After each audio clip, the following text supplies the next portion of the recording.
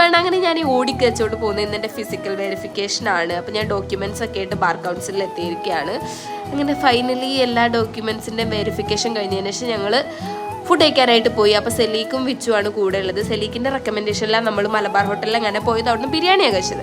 ബിരിയാണി നല്ല രസമുണ്ടായിരുന്നു. അങ്ങനെ ബിരിയാണിയൊക്കെ കഴിച്ചതിന് ശേഷം എറണാകുളത്ത് വന്നതിൽ എന്തായാലും ഷോപ്പിംഗ് ചെയ്യണമെന്ന് വിച്ചുവിന് ഒരേ നിർബന്ധം. അങ്ങനെ ഞങ്ങൾ എവിടെയൊക്കെയോ കയറി, എനിക്കറിയില്ല, ട്രെൻഡ്സ് കയറി, മാക്സ് കയറി. അങ്ങനെ ഞാനാണ് ഡ്രസ്സ് നോക്കുന്നത് കേട്ടോ. ഇവളുടെ നിർബന്ധത്തിൽ പോയതാണെങ്കിലും ഞാൻ ഡ്രസ്സ് നോക്കി. ഈ ബ്ലാക്ക് ഡ്രസ്സ് എനിക്ക് കുറച്ച് ലൂസായിരുന്നു. പിന്നെ അവൾ അവിടെ ഉള്ള അമ്മമ്മേനായിട്ടൊക്കെ സംസാരിക്കുന്നുണ്ടായിരുന്നു, എന്താണെന്നറിയില്ല. അങ്ങനെ തിരിച്ച് വീട്ടിലെത്തിയപ്പോൾ ഞാൻ മേടിച്ച ഡ്രസ്സ് പറഞ്ഞുതരാം. ഒന്ന് ഈ ഡെനീമിൻ്റെ ഡ്രസ്സ് നല്ല രസമുണ്ടായിരുന്നു. ഓഫറിലാണ് കിട്ടിയത്, 400 സംതിങ് ആയത്. പിന്നെ ഞാൻ 2 ടോപ്പ് മേടിച്ചു. അത് 199 മാക്സിൽ നിന്ന് മേടിച്ച ഡ്രസ്സാണ്. രണ്ടും അടിപൊളിയായിരുന്നു. ഈ പിങ്ക് ഞാൻ മേടിച്ചത് വിച്ചുവിൻ്റെ നിർബന്ധത്തിലാണ്.